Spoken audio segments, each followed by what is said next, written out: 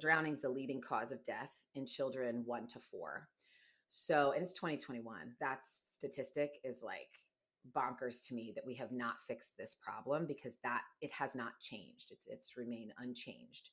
And unfortunately, in these past 55 years, I guess, the way ISR has gotten, the way more people continue to know about it is because kids continue to drown.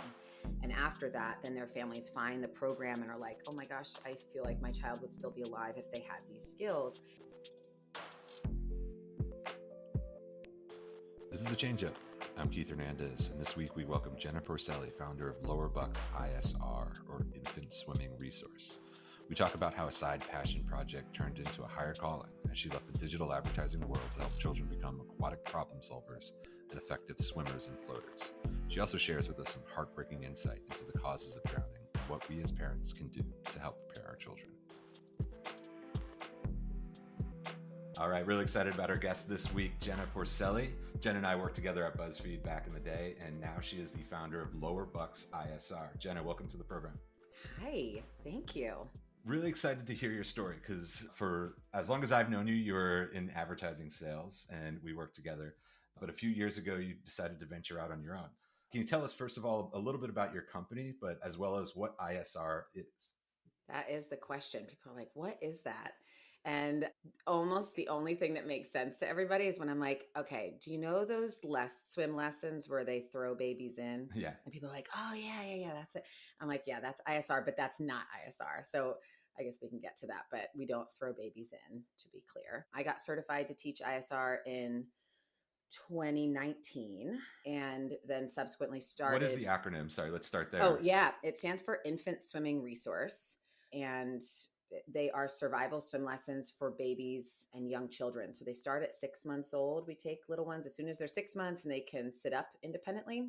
And then we say till 6 years old, but most instructors, including myself, will see kids really of any age. I've taught grandparents and parents who don't know how to swim. Really? So there's really no age limit on it. But I guess for slogan purposes, you got to say a cap. Okay, great.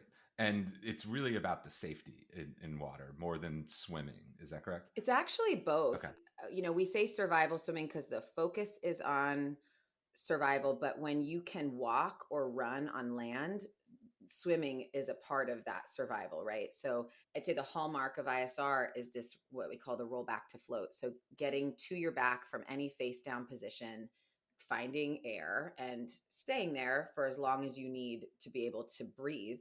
The way you and I probably learned to swim involved treading water endlessly. I don't know if you remember being at the Y and being timed. I was a guppy at the Y. Yeah. Guppy. Yeah. And so it's just so antiquated. Treading water is really tiring, and becoming good at it really is kind of useless because eventually you will get too tired to continue doing it. And it's not going to save your life, after a certain amount of time, depending upon your age and your strength. Little kids, especially, their heads are so big compared to the rest of their body that treading water is really exhausting for them. So you want to just, if any of us, including no matter how old you are, if you get caught in a riptide or something, or you're in an aquatic problem, you want to get to your back and be able to float.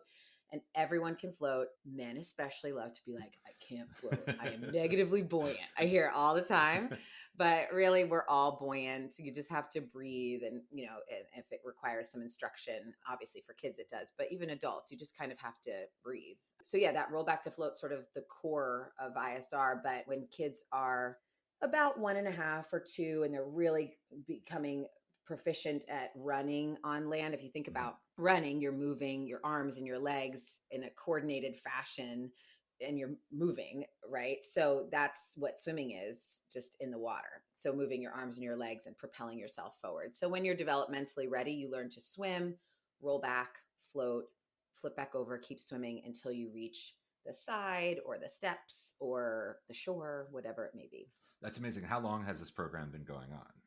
It's about 55 years old, actually. Oh, wow. Okay. Yeah. So it's been around for a minute, and it was invented by, I don't know if they were married at the time, a guy named Harvey Barnett and his wife. They were married for quite some time, Joanne Barnett. Joanne is still currently the CEO of ISR. I think Harvey is doing some different stuff. They're divorced. And yeah, they invented it when they were like really young in response to, I think, Harvey was really the science. Joanne was really the behavior, because it's behavioral science is what the whole program is based off of, Yeah. which is pretty awesome. It's not normal swim lessons that the Red Cross or whatever. It's like a scientifically studied methodology, because you're dealing with babies who can't talk. And that's also the way that it works, really, is what enables us to teach it to kids. We're not a therapy program, but we can teach it to kids that have really complex medical issues or physical challenges or different abilities. It's incredible. And it all comes down to the way that it's behavioral science based. And they're short, intense classes, right? Yeah. Yeah. It's very unique. People always like their eyeballs pop out of their heads when they first read. They're like, you want me to come how much? So 5 days a week, 5 consecutive days a week, Okay. typically Monday through Friday, for 10 minutes or less Oh, wow. each day. Okay. Yeah. And that's for about 6 weeks. Sometimes a little more, sometimes a little less. But if you think about it logically, especially anyone that has kids, and you think about the way they just behave, because again, it goes all the way back to behavior, they do things in 10-minute increments. That's the way they live their day. Yeah. So they don't, a toddler doesn't sit there and play with something for half an hour. They play with it for 10 minutes. And that's kind of, and then maybe the next day they'll go back to that toy and play with it for 10 minutes. That's just how they learn, that little tiny bit each day. It's the way you learn to walk, right? You don't practice walking once a week for half an hour. Right. You practice walking, standing first and leaning on the couch and blah, blah, blah. And so those walking, riding a bike, that sort of thing is called a sensory motor skill. It's how you don't forget it. Yeah. You just are, it's like ingrained and you've learned it this cumulative way. Swimming is the exact same, because like, I'm sure, I don't know about you, but before I started teaching this anyway, I hadn't swam in a long time, Yeah. but I still remembered how to hold my breath Yes. and move through the water. So you don't forget. And that's usually a very common fear of people. They're like, oh, I'm going to make this commitment to these lessons, and it's more money at one time versus going over the course of years, really, to traditional lessons. I'm so worried they're going to forget. And I'm like, do you remember how to swim? That usually they're like, oh yeah, okay. It seems like a really concentrated commitment as well for the family. Yeah, it totally is. Yeah. And do you lose people because of that, or does that become a hurdle? Yeah, I think it was at one point, and I think the more normalized the program becomes, and unfortunately, it should have been said even early on. I should have said that drowning is the leading cause of death in children 1 to 4. Yeah. So, and it's 2021. That statistic is like bonkers to me, that we have not fixed this problem, because that it has not changed. It's remained unchanged. And unfortunately, in these past 55 years, I guess, the way ISR has gotten, the way more people continue to know about it, is because kids continue to drown. Yeah. And after that, then their families find the program and are like, oh my gosh, I feel like my child would still be alive if they had these skills. And particularly in recent years, Bodie Miller and his wife, Morgan, their daughter drowned in June of 2018. Oh, wow. She was only 18 months old. Oh, man. Another little boy drowned on the same day in a totally different part of the country.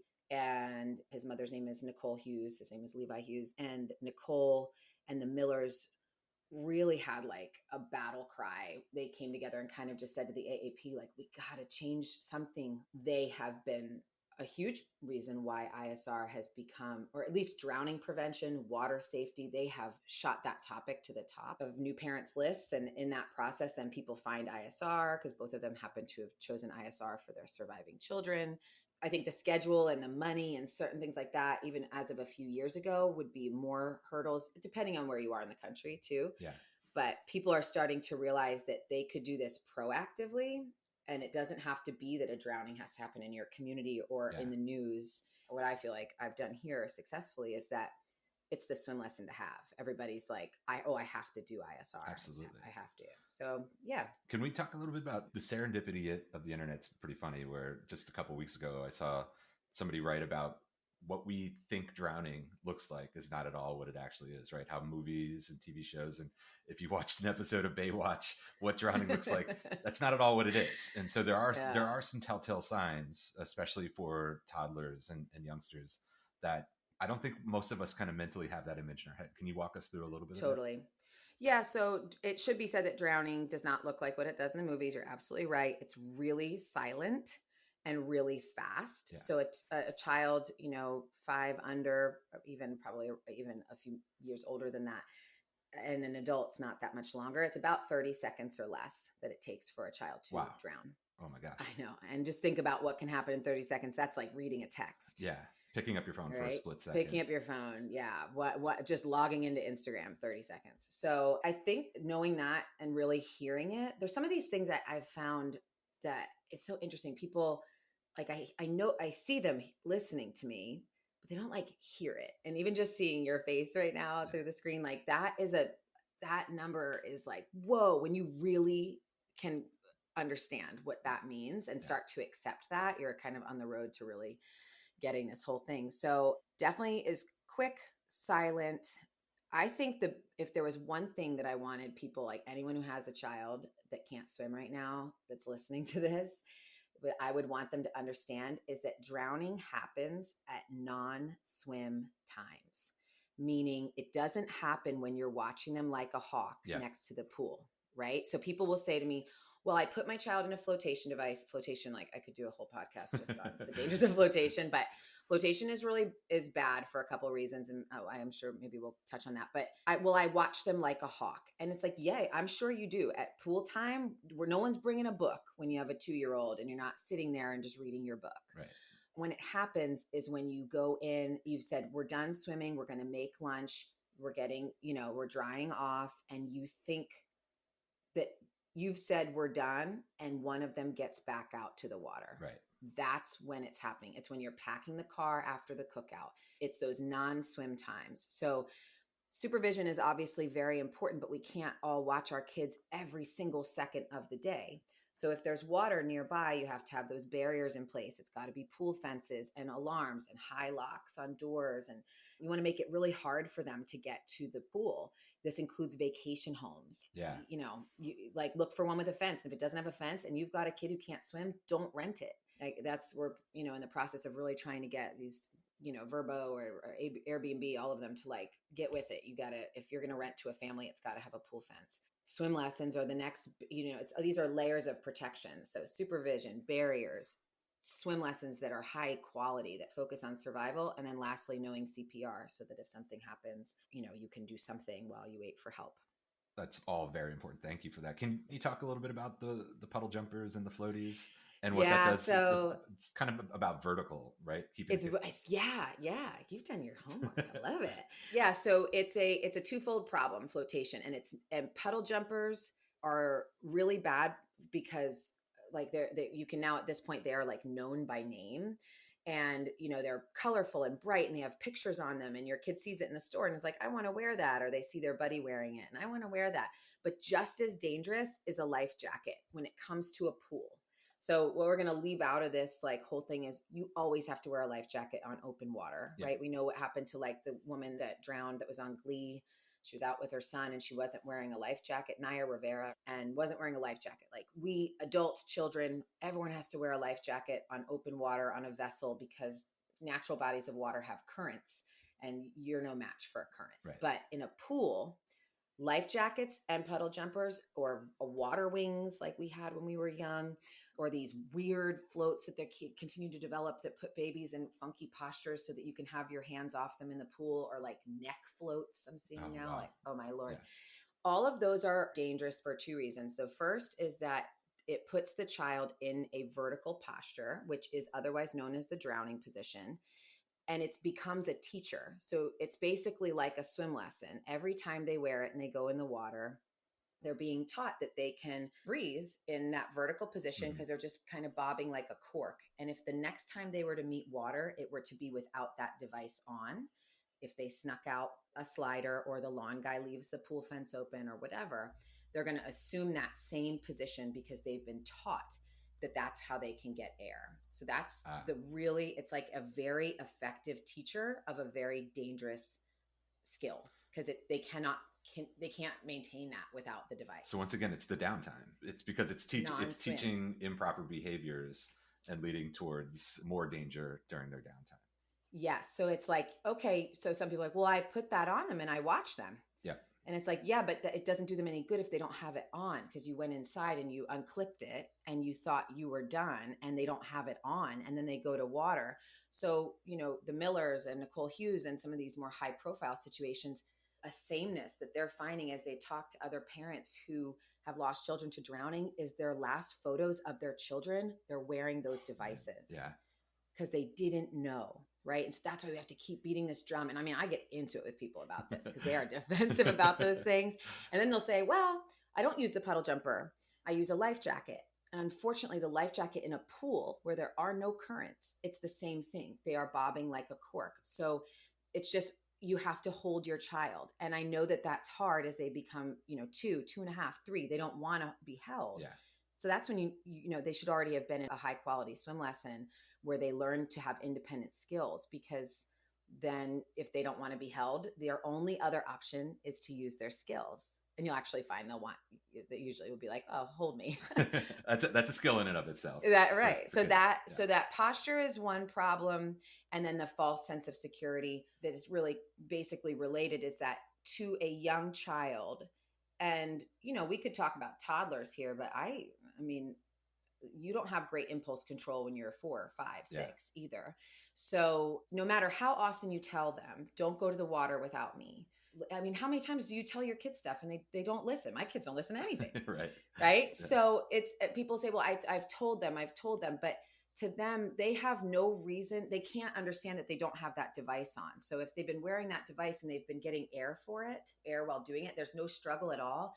They have no reason to believe they won't just float right to the surface. Great point. And when you say, all of us have done this as parents, you stand in that water and you say, jump to me, I'll catch you. Even doing that, especially with a device on, but even doing that, catching them, to them, they just think, well, when I jump in, I'm going to be okay.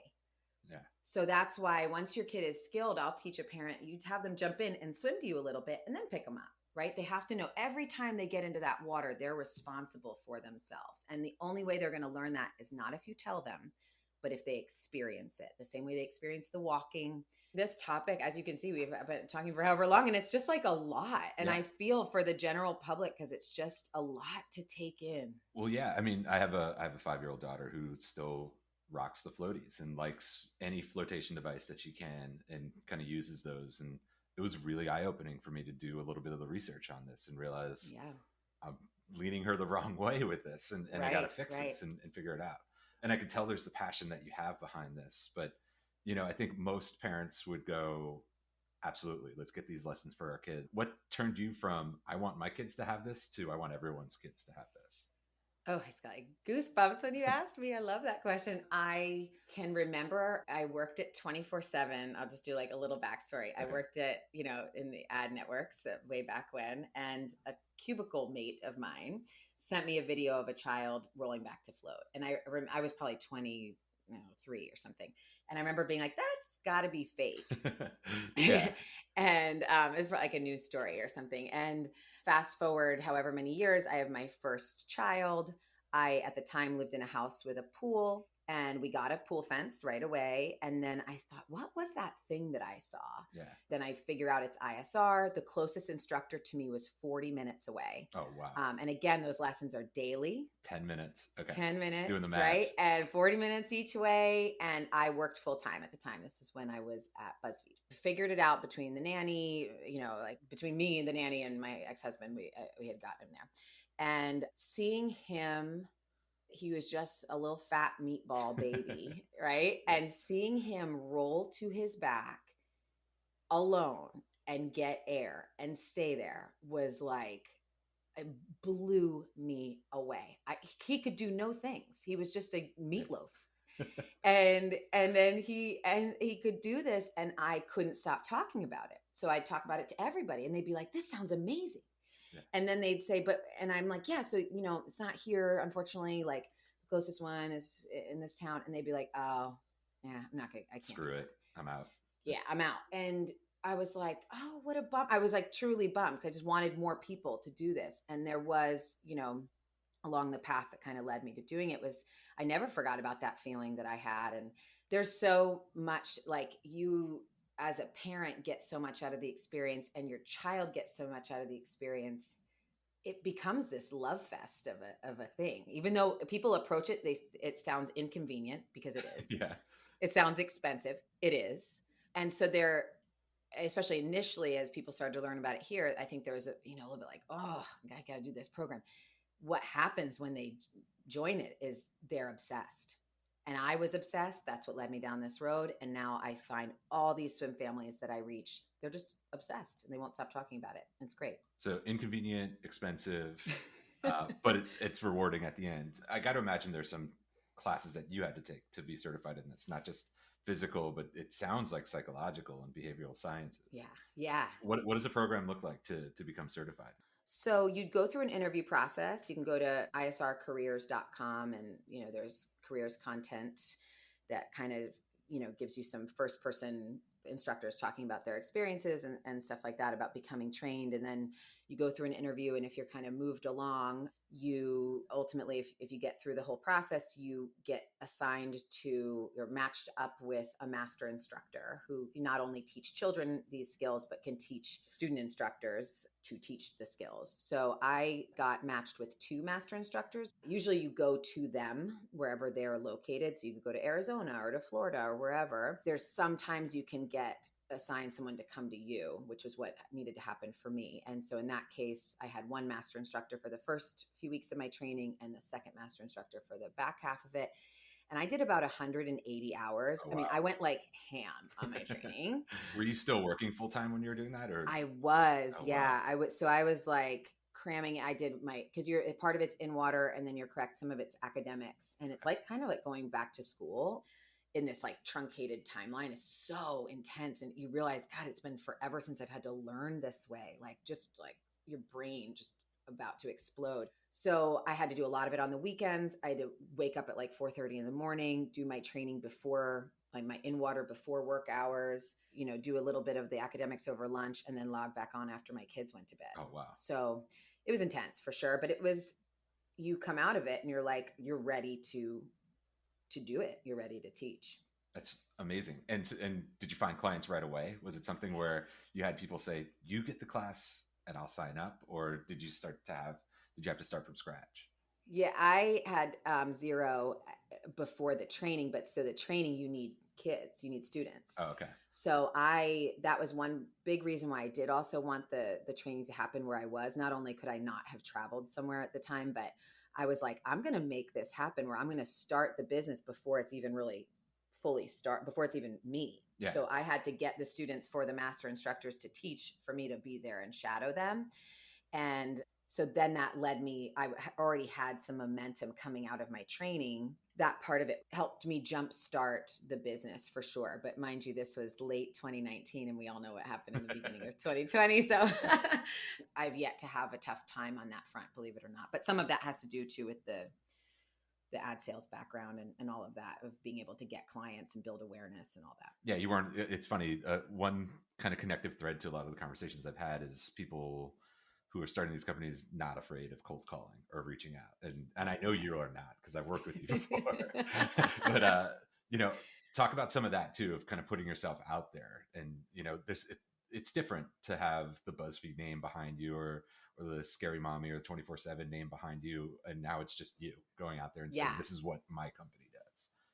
Yeah, it was a lot of like what I would now file under digital conflict resolution, like in moms groups on Facebook and stuff, because even recently as a few years ago, people would say like the lessons are traumatizing because kids cry in the beginning of lessons and people know about that. And I do a lot of parent education and a lot of expectation setting now about like, yes, your child is going to cry because you are handing them to a brand new person in a brand new place. And I am asking them to do hard things. But the program is designed to get them to feel successful very quickly. And when they feel successful and they know what to expect, those emotions come down. But that is hard to prove to people without teaching yet. Yeah. So like, having other people vouch for you essentially. Because I did everything through social media. That was how I built awareness, was moms groups on social media. Because that's my target audience, right? It's just other moms in my community doing this thing that some people, their knee-jerk reaction was like, that's traumatizing or that's expensive. And you know how social media makes everybody so bold. They'll say these things right to you on the comment thread. Yeah. And you're like, I'm trying to help my best here. Like, yeah. So it was an interesting experience for sure to start something from nothing, but I loved that part of it. I was like, oh, I'm here for this. That's fantastic. When did you realize it was something, because you said it was, taking the classes as kind of a side hustle. When did you realize I need to quit my full-time job and do this full time? So I got certified, fall of 2019. I was working for Scary Mommy at the time, and my situation there was I was pretty remote. I would have to go into New York a little bit. Yeah, you were the remote worker before all of us became remote workers. Yes, yeah, which was, I actually felt like I was really good at it, but it's hard. And now I think everybody has a better understanding of that. But at the time, everyone always felt like when I was at BuzzFeed, I was a little bit less remote than I was at Scary Mommy. People always, they're like, you're so lucky. And I'm sure you just like, I think the assumption was you're just like dicking around all Yeah, day, yeah, you're just chilling. but you're like, this is actually really hard because I can fit like a run to the grocery store in around, when I don't have a meeting. But you're also like always working. And I think now with COVID, people really understand that when you're from home and you're fully remote, you kind of don't have a time to shut off either. So yes, you can do other things. Then you're like always connected. Your house is your office. Like it's just challenging. But anyway, so BuzzFeed was remote, Scary Mommy was remote. I definitely, leveraged a little bit of that flex of not having to commute 2 hours into New York because I live in Pennsylvania. Yeah. And I was giving them like, listen, now I guess because it's in my rear view, I can say like, wasn't giving them 100% of my effort by that point. I was starting to get a little tired of media by then. My media fatigue was setting in, but I was I was giving everybody quite a bit. I think I was the only one that was really not giving back to myself at that time. Was working really hard. I lost like a big deal that kind of was an internal politic issue. It was like someone else had sold something with like a larger dollar amount attached to one like pharma drug, and I got the competitor, and the competitors was less but was going to launch sooner or something. That one happening, that one deal was the thing that was like, I was like, I'm done. I gotta figure something else out with, I want to move on and like start my own business. I'm going to really lean into thinking about how to do this full time. But I still didn't do it. And I got laid off from Scary Mommy actually Okay. right before COVID, like March 13th, I think was when I got. I mean, that's COVID. COVID was around. That is COVID. It was like COVID was happening. They weren't closing the office. They were taking forever. And at this point also, I should add, like I had decided to get divorced in November of 2019. So I was like dealing with that. Well, they say to like make all the stressful things happen at once. That's the best way to do it. They are correct. No, Whoever's it's the exact opposite. It was just like so much, but in a way, it was kind of great to just be like, you know what? My life makes no sense right now. I'm going to just take this big risk. I'm going to jump off a cliff. And I think that acceptance and allowing yourself to fail, like permission to fail, sorry, like just say like, if I fail, it's okay. And I'm going to figure it out. But if I don't do this, I'm going to torture myself. So I did, get laid off from Scary Mommy. I moved, like I was closing on the house basically like a few days before I got laid off. Like it was insane. But I move and the world is shut down. And I start, I guess, in sort of that initial, before I really thought about it, I'm like, well, I guess I'll start interviewing. And so I start talking right away, have a million opportunities, the best one being TikTok. And they courted me hard. It was great, so it was something to feel good about at that time. And then I was about to accept the offer. And I just thought, what am I doing? I have every opportunity right now to just try this, like the lessons. And I had a huge wait list for people, and some were showing interest. This is now like, I think late spring of 2020, and people were showing interest in lessons, even though we're not technically allowed to work again because they're like stay-at-home orders, and life was so weird. And I said, you know what, I'm going to do it. That's and awesome.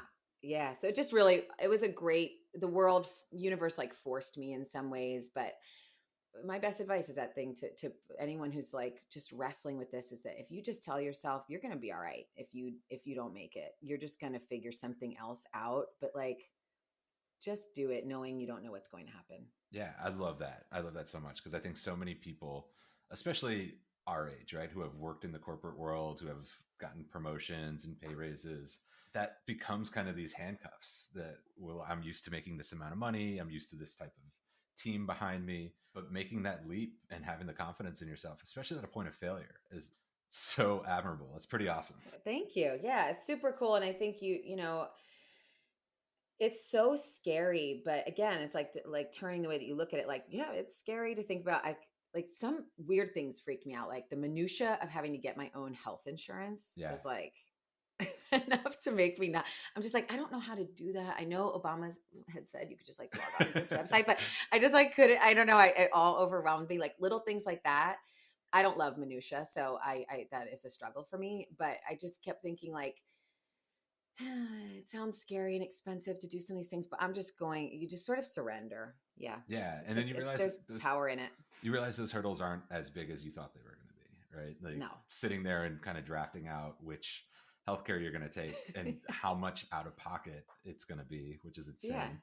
It Uh, is insane. it, Just like put one foot in front of the other and just do it. And sometimes in the middle of these tasks that I hate doing, I've recently been like exploring renting a commercial space to put a pool in oh, actually. very And cool. I've had to pause that for the time being because the real estate market is just absolutely bonkers here. But there's so much minutia with that because it's like the health department and things. And again, I'm like, oh, I wish I could pay somebody to do these things for me. But I just find if you're like just day by day, bite off little chunks instead of trying to eat the whole thing at once, you know? That's great advice. So, Yeah. yes. And so now how big is the company now? It started with just you and a few families saying yes to this. Now, how are you juggling everything right now? It is so awesome. So it's still right now, it's just me, but I've brought on that COVID summer. One of my master instructors came back and taught under my business name. So that was really great. So we reached, double the amount of kids. This summer, I actually did the same thing where I brought two different master instructors in from out of state because I had helped coordinate a training of two new instructors. Both happened to be swim moms of mine. So I taught their children. They love the program. And one lives in Princeton, New Jersey, which is only about 20 minutes from here, 25 minutes. So she'll be teaching ISR there so that people Oh, don't cool. have to travel to me. And then the other woman is going to be teaching in my town, kind of under my business umbrella. So we are sort of a team of like growing into a team. It's not the most scalable business of all time Yeah. because you have to just sort of, you don't want to shoot yourself in the foot where you want to be able to give a lot of people lessons and not have to carry a really big wait list because you don't want anything to happen to someone who's just waiting on your wait list. But you have to be smart business wise too. So you can't, explode your growth. But I teach about personally between 150 and 200 kids a Oh, year. wow. Okay. Yeah. It's wild. Yeah, that is wild. Yeah. It's a lot. And it, I mean, it is a service business, right? And it's funny. Yeah. I've talked to a lot of people who are creating services businesses where investors don't want to invest because it doesn't quote unquote scale. But what you're doing is important for families, and what you're doing is crucial to the health and safety of their children. So the value is absolutely there. Yeah. How many instructors are there in the country doing this? Oh, I really should know the answer to that. It's a global company, so we actually have Okay. some folks in different countries as well. But I want to say the number is probably around 1,500, but Okay. it might be a little bit more than that or a little bit less. I'm not exactly sure. There's certain pockets of the country in particular that have like a lot of instructors. Florida, Texas, so places where there's water all year Yeah. round. I'm really proud that in Pennsylvania, I think there's going to be about 9 of us. And Pennsylvania is a big state, Yeah. but there's a lot of us because we've built that interest. And that's something I'd say to people that are thinking about doing this and maybe have the foresight to say, well, but then what if other people come and do it by me? And, ISR is careful about that. They're not going to skill too many instructors in one market. They make sure the market can bear it. But the more people do this, the more people talk about it, and the Hmm. busier we all stay without being overburdened. Over the past year, I've been overburdened because I don't want to say no to people. I have to, but I don't want to because I want to help them. But I can't do it all myself. So you have to it's one of those things that there's a way bigger, higher calling here. And you've got to balance your business wants and needs and goals and all that with also remembering that what you do is like massively important and you have to have no ego about it. So having another instructor come on board for me, a no-brainer. I Yeah. want more people to have these lessons, better for my business and better for the safety of the community. And in some ways maybe better for your mental health too, right? Yeah. Like one of the things that I've learned and I've heard from so many is that it's lonely at the top, or it's lonely when you're starting your own company, where when we were working in the corporate world, you can tap somebody on the shoulder and say, can we go get a drink? I got to talk to you about this. Yes. Or Yeah. now we don't have that. So what are some of those outlets for you? Is it friends, family, other instructors? Yeah. I mean, I have two little kids. My kids right now are, my little one is about to turn 4 in a few weeks, and then my son Cool. is 6. So they certainly being able to focus on them when I have them, because I now, I'm divorced and have split custody. So trying to give them all I got when I have them. And then in a way, COVID has been good for some of these remote relationships that after I moved out of New York, some of our friend coworkers from BuzzFeed, just, keeping in touch with them. And they genuinely are happy for me and believe in me. I listened to the comedian that you had on, Yeah. that Right. guy, Raj. and Yeah. he had said, like, when you see your friends go from just supporters to believers, Yeah. those are the people that I try to give a lot of my time to when I can, because they really do believe in me, and it's great. And they've been so supportive. You've even trained some of their kids, right? Yes, I have, and I'm so grateful that they've trusted me, and for them to travel here from out of state to get lessons is a huge compliment unto itself, really. Yeah, so trying to maximize that quality time, and then I also spend a good amount of time trying to think about, in that thing of not being so lonely at the top, is like I do try to use these past experiences in corporate and trying to be creative and all of that, to be like, what else can I do here? This isn't a normal business to scale, but Yeah. how else can I diversify what I'm doing? And when you run the business, you can, again, when you don't have that fear of failure, isn't so intense. You're just kind of like, I'm gonna try something. I'm gonna try that, Yeah. and I it's love fun. that attitude. And Yeah. you are working with ISR corporate, correct? Yes, yeah. So I do a bit of work for them with their social media and kind of the brand overall. I'm a brand director for them, which is something that almost manifested itself through the process. Obviously become an instructor, get to know the business, and then get to know people internally that are like, can you help us with this actually? And that's turned into a whole other separate opportunity that has allowed me to dip my hands into like all these other projects and I can still flex those muscles Yeah. Cool. from way back when and help in another way, help this mission in another way, because teaching ISR is really demanding on your body. Like you're kind of saying, like your mental health, your emotional health. And so I do try to think about, like, I am the business. So I need to also make sure I've got other things to do that aren't fully reliant on my teachings. Like what if I like blow out my shoulder or something, Yeah. Yeah. Sometimes feels like it's going to happen actually, but Because you're in the water with the kids every single. yeah, like 6 hours a day. There was in the spring, I was teaching 50 kids a day. Oh wow! And I read that it's not just the in the water training. There's also conversations with the parents that happen before. I love that. Yes, Talk a little bit about yeah. that. Again, that's the mental and the psychological part of this.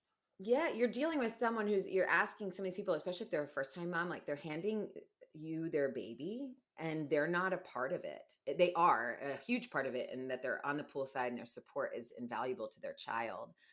But their kid is going to learn how to do something without either of us. Yeah. Right. So that for some parents is a really emotional process, because it's weird that your little baby is going to be independent. And there's a lot of fear still, no matter how much education we do. As you can tell, it's a lot. It's, like I said, it's just a lot of info, drowning prevention stuff. Then we kind of teach you about the lessons themselves, what's going on, how we keep them safe. ISR is the safest program you will ever find.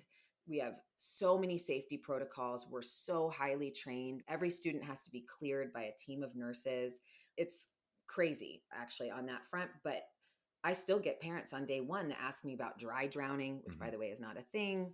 It's not a medical term, but people are so afraid. And so there's a lot of education to do. And beyond, the drowning prevention, the lessons themselves, that education, what we're really doing is changing the culture around water and how our culture approaches water. It is meant to be fun, but only when you're skilled to manage it. Yeah. And a lot of us are like, we just think about it as fun first. And so that's really, there's a lot to do. Yeah. And it does, I recognizing this in myself, there's a lot of education for the parents to get them mentally ready and prepared for their children to succeed and be successful. Yeah. I have to say things like, if you can't hold it together, you got to bring a pair of sunglasses or, where to sit, where for them to sit, because sometimes in COVID, it's a whole different animal because some of these kids have never known any life outside of their home. Yeah. So they have severe separation anxiety, and parents can have that too. They might be saying like, my kids, I'm so ready for them to learn this. But like, then they get in there and they're like, oh my gosh, not my baby. So yeah, it's definitely a journey. And I just, if ever I have not a bad day, or just like a day where I'm like, gosh, it was so draining, the next day is always the next opportunity to just keep pushing forward. And I now know the cadence of people's emotions. I know what to expect. You can see that curve where they get more comfortable. Yes. So ideal set, what does the next 12 months look like for you and the company?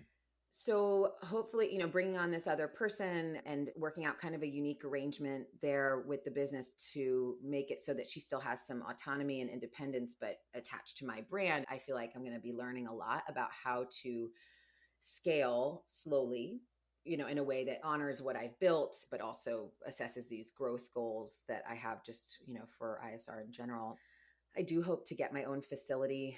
It even comes down to like being able to control the water temperature because I'm a diva and I don't like it too cold. And right now I rent space out of a beautiful private high school is where I've landed for this coming season. But it's hard to rely on other people, other facilities for things. So it's a goal for sure to have my own space with my business name on the door. Yeah, so cool. I would love that for the next 12 months. And that's really, and then on some of the other projects that I'm working on outside of my own business, there's some really exciting things happening on the research front with drowning to help pediatricians be able to better educate families also. And so there's a lot, I think, over the next 12 months. Yeah, that's a pretty packed schedule there. Yeah. Jenna, for parents that have listened and learned a little bit here, where should they go to learn more, educated a little bit more on this? Yeah, so ISR's website is infantswim.com, and you can plug your zip code in or your address in actually, and a whole list of instructors will come up. If there is not one, there's a form you can fill out to say that you have interest. And what I'd say to anybody who gets like obsessed with this, because people do, and they don't have an instructor near them, is start to think about if it's you. Are you the next instructor, right? Because someone's got to do it. Yeah. And sometimes in these communities where everyone's very wealthy and they're just like, well, I just want to pay someone to do it. Okay, but maybe you could do it. So send us someone if you know someone great, but you could also start thinking of if it's you. But otherwise, if there's instructors in your area, reach out to them. They can be very busy at times of the year, like spring and summer. And a lot of them book out, me included, about 6 months in advance. I fill up like in a day when I open the schedule. So you have to be quick. So do your research, but then when you find a person, get on their schedule. The hardest part is that first 6 weeks. And then after that, it's really just refreshers and maintenance, and you don't have to have that heavy of a commitment again, and you'll be in. So yeah, go to the site and try to find an instructor near you and move on a spot if you can get it. Or become that instructor. I love or that become advice. An instructor. Yeah. Jenna, thank you so much. It was great seeing you. This is great connecting. And thank you again. I'll talk soon. Take care. Thank you for listening to The Changeup, produced by Elena Weedland, with original music by Rodney Hazard. If you liked what you heard, we'd appreciate your support by liking, sharing, leaving a comment, and subscribing wherever you listen. Thanks once again. Until next time.